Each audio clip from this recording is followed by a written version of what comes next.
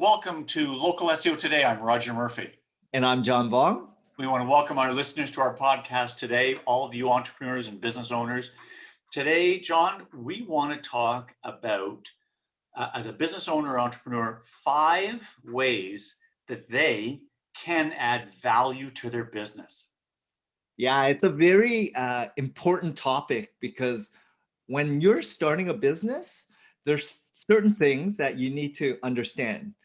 You need to differentiate yourself. You need to always be growing and understanding what your competitive landscape looks like. But you also need to be listening to what your customers are telling you. And by doing that, you're going to also learn and grow and pivot, right? And therefore, you're always looking to add more offerings and value to your customers. And isn't it true? I mean, we're in 2021. Everyone has had to pivot, John, around this COVID thing, this pandemic thing. We're going to come out of this thing. Hopefully we'll all come out stronger than before. But business owners have had to adjust everything and really change their value proposition or add to their value proposition. So exactly. Yeah. So I think the first thing we're going to talk about is speed. And what does speed really mean? Yeah. If you listen to what your customers expect from you today, what they want, desire, they want things more efficient.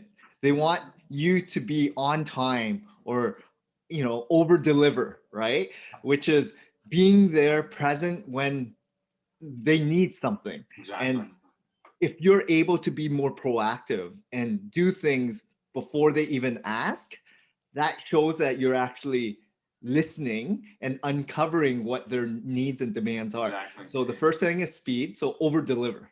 Yep. And, really under the umbrella, all of these things we talk about, John, I always refer to it because our world is small business owners and small, medium-sized business. How do you compete in the big world? It is your unique selling or unique benefits. What are you offering to people? So speed, you just spoke of. The next one we talk about is quality. How to bring something better? Is it a better quality of service? Do you educate better? Really, it's taking care of that client that comes in your store or your business or reaches out to you. You've got to differentiate yourself from the competition.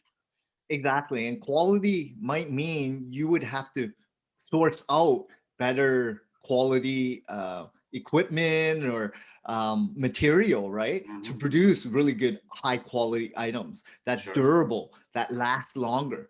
Because it all depends on your market that you want to really push yourself into and position yourself. But it really resonates with people, right? They want something, they're going to pay for a product or service, and they want it to last. That's right. And therefore, quality does matter for the majority of the people. They don't want no flimsy item that they're going to have to return or buy a new one because they're going to get disgruntled. They're going to get frustrated and they'll be like, I don't want to return to that store that sold me a product that didn't last. That's right. And I think we've all lived the world of cheap throwaway things. And I think there might be a bit of a shift, a trend in society where buying or getting something of better quality that, as you say, John, is going to last longer. So that if there's that trend and you're watching and you're listening to your customers, providing a better quality, more durable product or service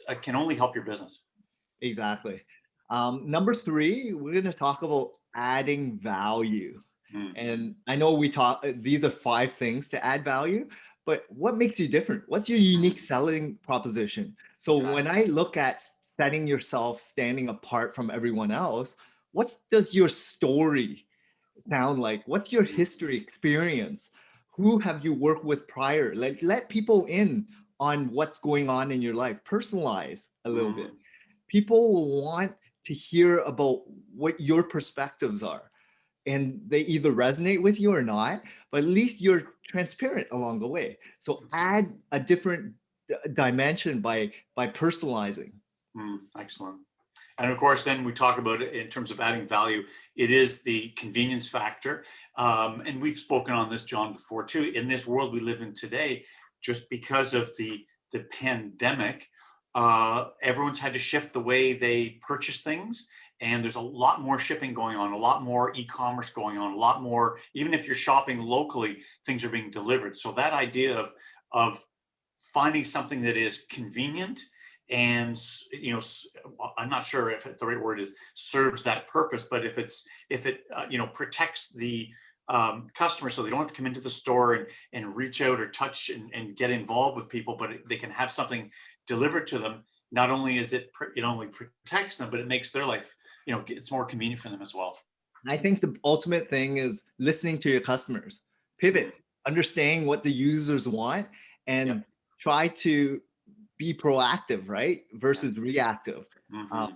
so convenience is a huge component of the service that people provide now, right? It's expected of them more than anything. So you need to deliver that, especially in this world that we live in today. Exactly. And of course, things are going to change. But as we are right now, we've lived this way. That idea of just things that are convenient, save time saving, and efficiency, getting things done. Look for that in your business. Exactly.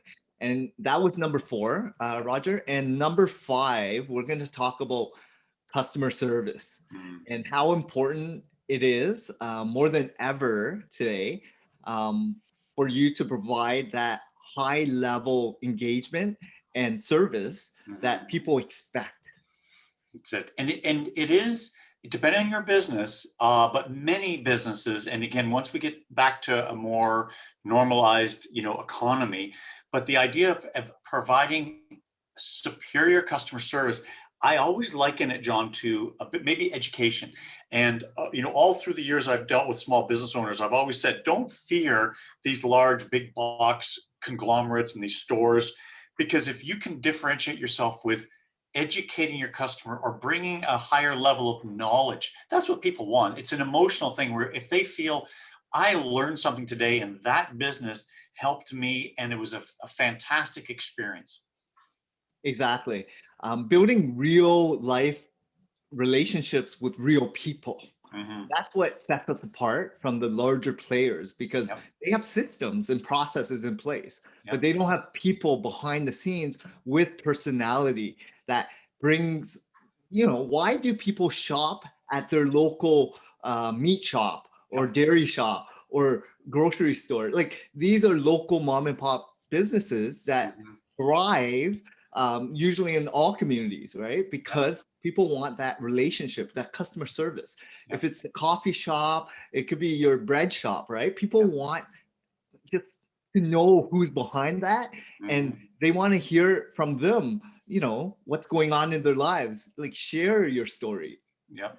And that idea of just customer service, it really does connect. And you and I and everyone listening to the podcast today, we all have experiences and we all have examples really of instances where we went, wow, that was great customer service. And it really resonates and it sticks in your mind to say, wow, I really got taken care of by this person at this business, and they care about my business and they help me. And that sticks with you. And of course, what happens? We go back as customers. We now feel they're our trusted, source where we can go, as you say, John, whether it's the butcher or whether it's an electronics store that teaches you how to use technology, whatever it is. That's fantastic. And just this is exactly how we built our kind of business, right? Like Hmm. just being honest to yourself, to others, transparent, authentic, and they either resonate or not with you, but at least you're out there doing the best work you can, providing the Exactly. best service possible, Hmm. listening to your customers. We always ask, right, and probe to find out what we can do better. What are the Yep. gaps? What is missing that you feel we should actually want to do for them, right? Hmm. How can we help serve you better? How can we add more to your life to make it easy, seamless, and get the most out of our relationship? Yeah. And it's really, as a business owner, that idea of enhancing customer service, yes, that means you have to invest in your people.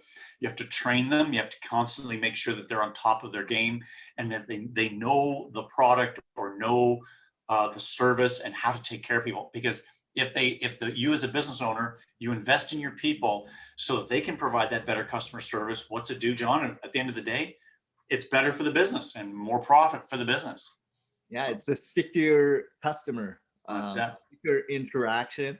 And not only will your staff be sticky because they love the fact that you're training and harvesting them That's to be it. better humans, your customers will feel that you've embodied some really good core values in place for That's it. your entire business. Yep, and this digresses a little bit, but the idea of your staff, when they do a great job, they're getting fulfillment of that because they know I helped that customer and sent them on their way, and they're really taken care of. That the client's happy, your employees happy, and it's good for the business. Yeah, we're always about adding more value. Every year we get better. There's always growth potential in our industry, anyways. Mhm. And you have to look at your business to see how you set yourself apart. Don't just look at your local competitor landscape, look at the global landscape, what's going on in large metropolitan areas and cities. Exactly. And that's how we always try to enhance our service offerings. Yep. And everything is at your fingertips as a business owner. You can search out anything in any locale. So it's fantastic. So these are really important messages, the ways to add value to your business, John. Awesome. Well, thanks a lot, Rogers. This was a John, great topic. thank you, and thank everyone. I want to thank everyone for listening today, and come back. We'll have another podcast very soon. So thanks, John, and to everyone. Have a great day. Thank you.